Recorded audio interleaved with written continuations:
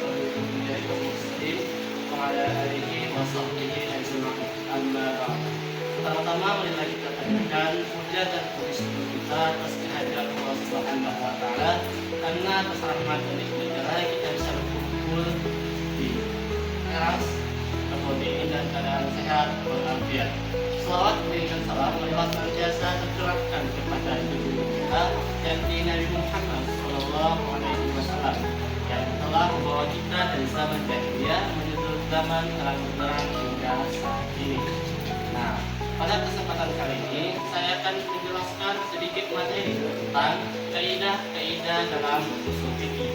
Nah, sebelum masuk ke pembahasannya, di sini saya mau kalian berpikir sejenak tentang kaidah usul fikih ini.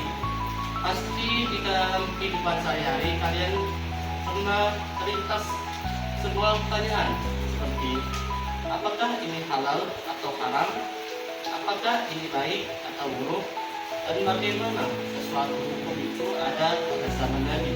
Nah, pertanyaan seperti ini tidak bisa kita jawab hanya dengan membaca dan menerjemahkan Al-Quran saja maupun hadis.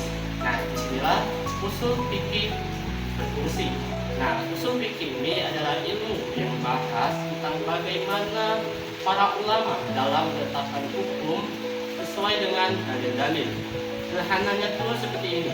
Kalau fikih itu tentang hukumnya seperti wajib, sunnah, haram. Nah, kalau usul fikih ini dia itu seperti cara berpikir atau metode dalam mendapatkan hukum tersebut. Nah, kalau tanpa fikih atau tanpa usul fikih ini, mungkin seorang bisa saja keliru dalam menerjemahkan hadis. Bahkan seorang juga bisa keliru dalam mengambil sebuah keputusan. Nah, maka dari itu, di sini saya ingin membahas tentang kaidah-kaidah dalam usul fikih.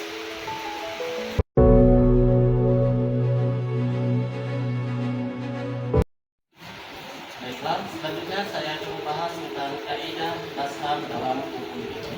Yang pertama itu adalah ijtihad. Ijtihad ini adalah usaha para ulama dalam menentukan suatu atau menetapkan suatu hukum.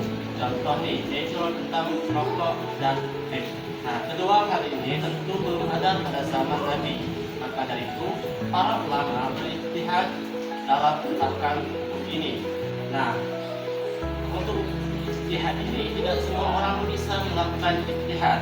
Nah, ini terdapat beberapa syarat. Yang pertama itu harus memahami Al-Quran, harus memahami bahasa Arab, harus bisa belajar bahasa Arab, dan harus paham bahkan usul fikih itu sendiri. Selanjutnya kaidah yang kedua yaitu adalah istinbat. Nah, istinbat ini adalah mengambil atau menggali hukum dari sebuah dalil. Nah, ibaratnya itu seperti ini. Kalau ijtihad tadi cara berpikirnya, kalau istinbat ini adalah hasil dari penggaliannya. Contoh ayat tentang larangan khamar. Nah, khamar ini dilarang karena kemabukan. Kaidah yang ketiga yaitu ada taklid dan ittiba. Nah, kalau taklid ini kita mengikuti pendapat ulama tanpa tahu alasannya. Sedangkan kalau ittiba ini kita mengikuti pendapat ulama, sedangkan ulama tersebut menyertakan dalilnya. Nah, contoh dalam ittiba, saya mengikuti mazhab ini karena kata ustaz.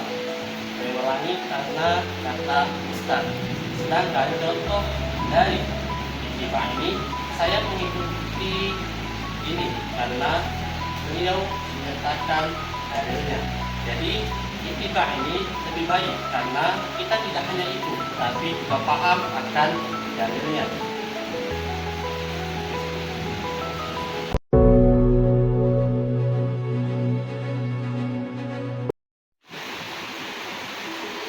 Selanjutnya saya akan membahas tentang sumber-sumber hukum dalam Islam.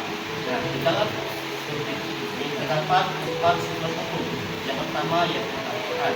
Nah, Al-Quran ini merupakan sebuah hukum paling utama dan paling tinggi. Contoh, perintah tentang dirikan sholat itu terdapat di dalam Al-Quran. Yang kedua ada sunnah. Nah, sunnah ini adalah perkataan, perbuatan, atau ucapan Nabi. Contoh, tata cara sholat itu terdapat di dalam sunnah. Yang ketiga ini adalah ijma. Ijma ini adalah kesepakatan para ulama dalam suatu masa terhadap suatu hukum. Contoh, para ulama sepakat bahwasanya sholat lima wajib itu wajib. Yang keempat ada qiyas. Nah, qiyas ini menyamakan hukum yang baru dengan hukum yang lama.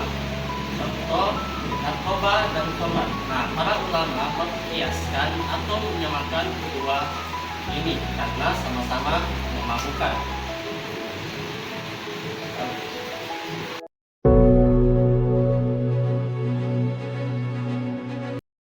Ini yaitu hukum-hukum dalam Islam. Nah, dalam Islam hukum ini dibagi menjadi beberapa jenis. Pertama yaitu wajib. Nah, maksud dari wajib ini yaitu jika kita melakukannya maka akan mendapatkan pahala, dan jika kita tinggalkan maka akan mendapatkan dosa. Yang kedua ada sunnah. Nah, maksud dari sunnah ini adalah jika kita lakukan maka akan mendapatkan pahala, dan jika kita tinggalkan tidak mendapatkan apa-apa. Yang ketiga haram. Nah, haram ini maksudnya itu dilarang, jadi wajib kita tinggalkan. Yang keempat yaitu ada makruh. Makruh ini maksudnya itu sebaiknya kita tinggalkan. Dan yang terakhir itu ada mubah. Mubah ini dua, boleh dilakukan dan boleh tidak. Selain itu ada juga tentang rukhsah dan rumah. Nah, kalau rukhsah ini itu hukum normal. Contohnya pada saat bulan Ramadan kita diwajibkan untuk puasa. Sedangkan dalam agama ini adalah sebuah keringanan. Misal, pada saat bulan Ramadan itu kita boleh tidak melakukan puasa karena sakit maupun safar.